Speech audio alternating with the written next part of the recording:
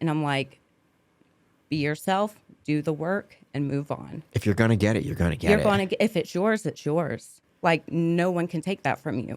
Which So, also means if it's not yours, it's somebody else's. and what a blessing, You know what I mean? Yeah, like, what a blessing that, like, they booked something that was theirs and you had the opportunity to show a piece of your soul.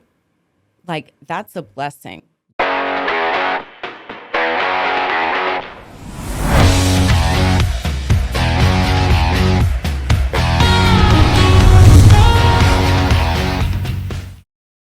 Hey, everybody. Welcome to today's episode of Talent Agent Talk, where we are bringing you educational lessons and real life stories behind the scenes of TV and film. I'm your host and a talent agent, Jason Lockhart. And today we have a really cool guest in Miss Libby Blake. Hello. Hi, Libby. Hi. So I should preface that not only is Libby a wonderful actress, but we're also pretty close personally. She was a bridesmaid even in our wedding. And I'm so grateful to have you Oh, here. thank you. I'm grateful for being here. I really appreciate it. Yeah. I feel like I have lots of crazy stories that are helpful. So, I feel like you do too. One in which I know that you were arrested on the way to an audition, and I feel like that is worth talking about. yes. Okay. So what So, happened? well, it was the callback. So, the initial audition, this was probably 10 years ago. And it was when we were getting the bigger auditions, but we definitely weren't booking them here in Atlanta. So I was really, really excited about this one. Like, I coached for it, everything. And Do you always, or like, take me back to that for a minute because that's huge. So I like you pick and choose when to coach for an audition. so then I did all the time. Okay. Now I just trust myself Huge. 100%. I will hardly get off book for majority of my auditions so I can keep it as natural to me as possible. Because I feel like I have enough tools and enough experience, like my point of view is going to resonate with someone. It's just a matter of when and where. So then I did coach for this one, and she was a desperate housewife. It was a comedy for TV1, which is a show in the UK. So I didn't really know how to navigate that world because their comedy is a little bit different than ours. Absolutely. So I coached for it, and then it was an in-person audition with a casting director I had never met at the time. And I get there, and he was like, cool, so we're going to do an improv audition. I'm going to interview you as your character. And I was like, okay, cool. So who are you in relation to me in this improv interview? And he told me, and I did it, and that was it. So You didn't have any like freak out moment?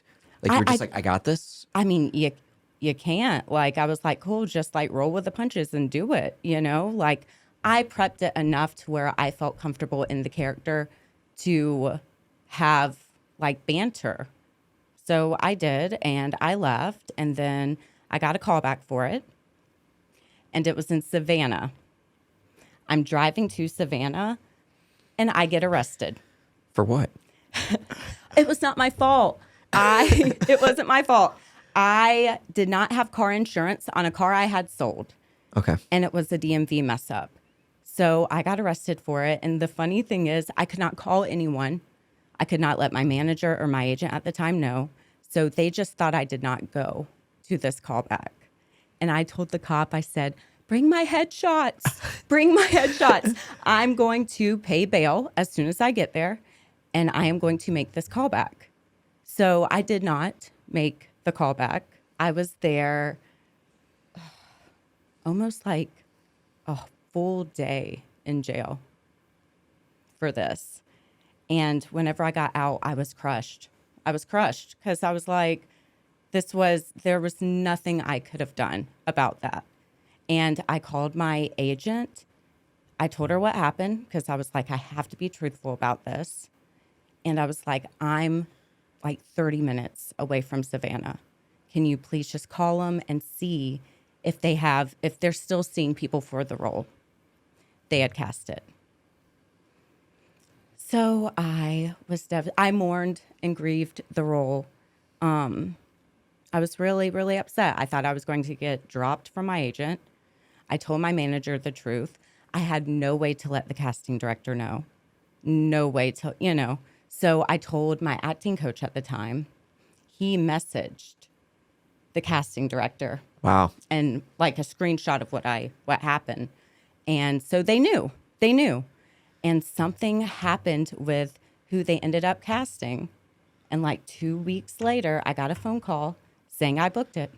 And he never even did the callback. I never even did the callback. Never even did it. And I was like, wow, there so many things happened that I could not control during that situation that I was like, you literally just have to be yourself, do the work, and trust the process, and because 90% of it you cannot control. You can't. You didn't even go. I didn't even go. And so, of course, I mourned it and I let it go. And I moved on. When my agent called me, I thought she was dropping me because of that. And she's like, you booked it. And I auditioned. The role name was Alicia, I think. So when I booked it, I booked Carmel, which was like the counterpart. They had rewrote it to where she was a bigger role. And I was like, okay, this is pretty awesome. So, yeah. When I've seen that footage on your reel, numerous times, it's fantastic. It's great. It's yeah. funny. Yeah, it is funny. And I'm really, really grateful that happened because anytime I read for stuff now that I really want or whatever, I just remind myself of that. And I'm like, be yourself, do the work, and move on. If you're going to get it, you're going to get it. If it's yours, it's yours. No one can take that from you. Which also means if it's not yours, it's somebody else's. And what a blessing. You know what I mean? Yeah, what a blessing that they booked something that was theirs and you had the opportunity to show a piece of your soul. That's a blessing. Oh, I didn't see you there. You might be wondering, what the heck is the Virtual Actors Summit? Well, listen up and I'll enlighten you. Picture this, a Zoom session that doesn't suck. I know, it sounds impossible, right? But trust me, this isn't your typical snooze fest where you're stuck watching someone's forehead for hours. We're actors. We know how to make things exciting. The Virtual Actors Summit is a 3-day extravaganza where you'll learn from the best in the biz. Guest instructors, agents, and casting directors. Think of it as a crash course in acting awesomeness, minus the turtlenecks and pretentious monologues. You'll get hands-on training. Actors will get real-time feedback and the chance to actually participate. No more passively listening while you're secretly scrolling on TikTok.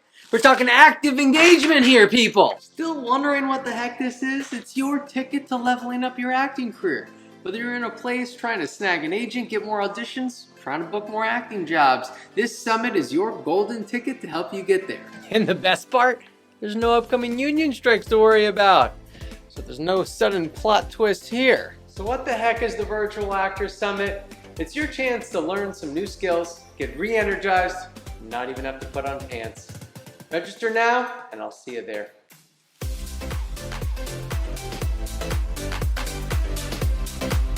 You still got to read for it. Yeah. I know I joke, my wife is not an actress, but Amanda well.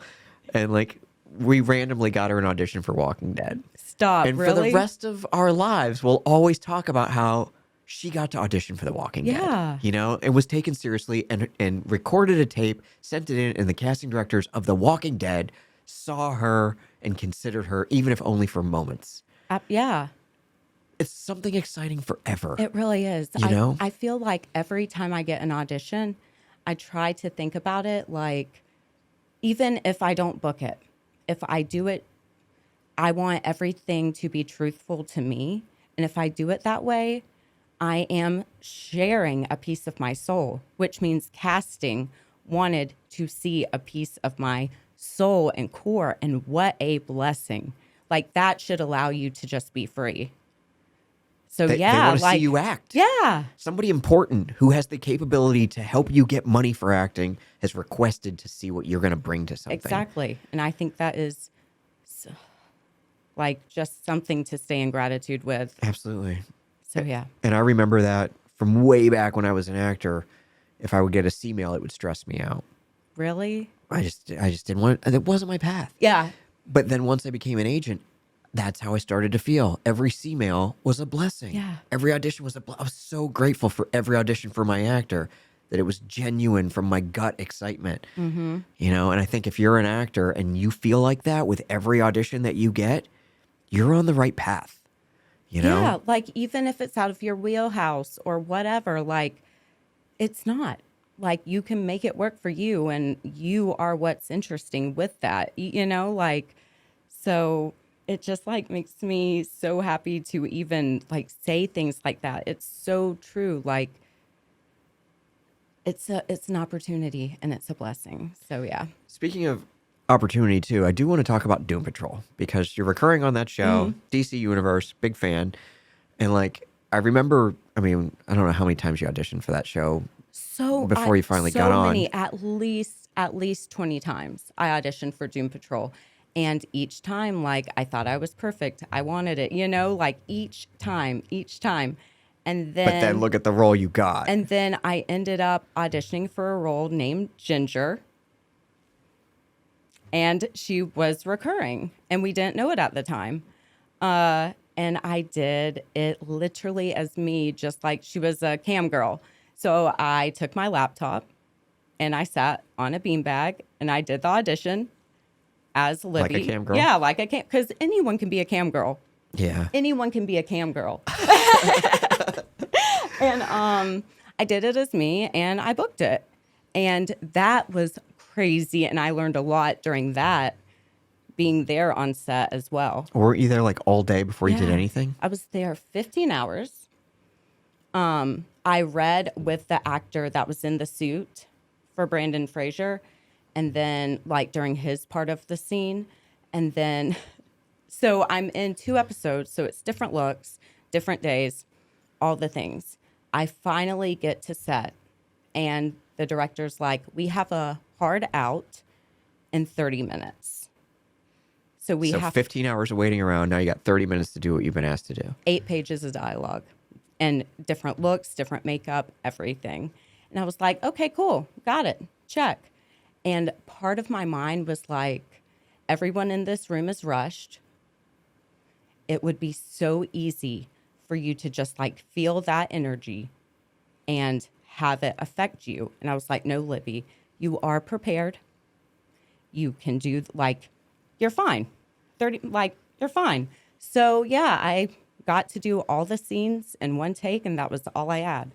And it turned out fantastic. yeah. Which is crazy to show the level of professionalism with which you had to hold, you know? Yeah, absolutely. Like what's going to be asked of you? Yeah. You like, might not have all day to do 8 pages. You might have 30 minutes. yes.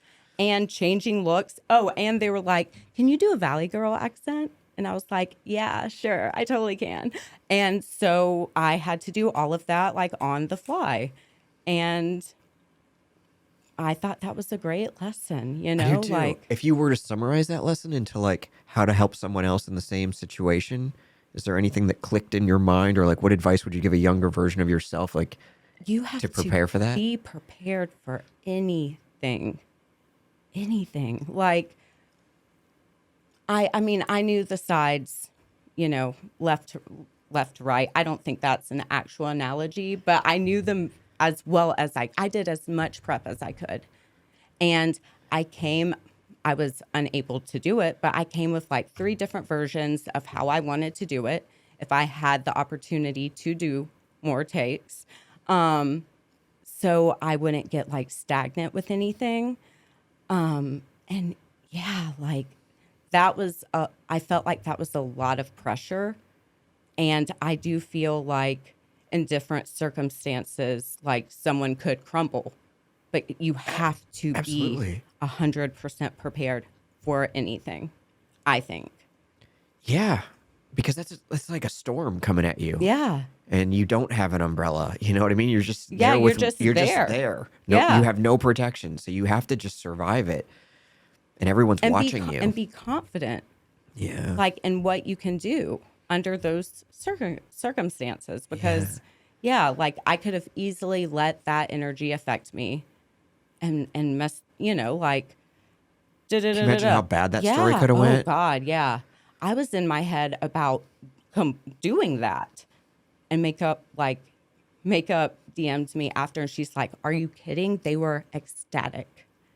And I was like, "Okay, thank God." Because, like, you always, when situations like that happen, but no, like, yeah, like, be proud of yourself and your work. You would not be there if you weren't meant to be. They could have cast anyone. They could cast anyone. And they probably saw 20 of your auditions. So it's Yeah. not like they had just seen you once. Right. They had seen you. And that's one of the things I think is really good if you've auditioned for a show a lot or for even for a casting office a lot. They've seen you do so much. They know how good you can be. If they've seen you audition for Dynasty 20 times or Walking Dead 20 times or Stranger Things 20 times, they know what you're capable of. So when you do land the role, they're like, this person is really good. Right. It's not like a one-off. Yeah. No, exactly. So if you are blessed enough to book the job, you are supposed to be there. And whenever little hiccups like that happen, you just have to remember that, I think. Yeah, and I wouldn't even call that a little hiccup. I think that's like a raging thunderstorm, and you survived it with no umbrella. It's Hurricane Debbie. Is that the new one? A tropical thunderstorm, yes.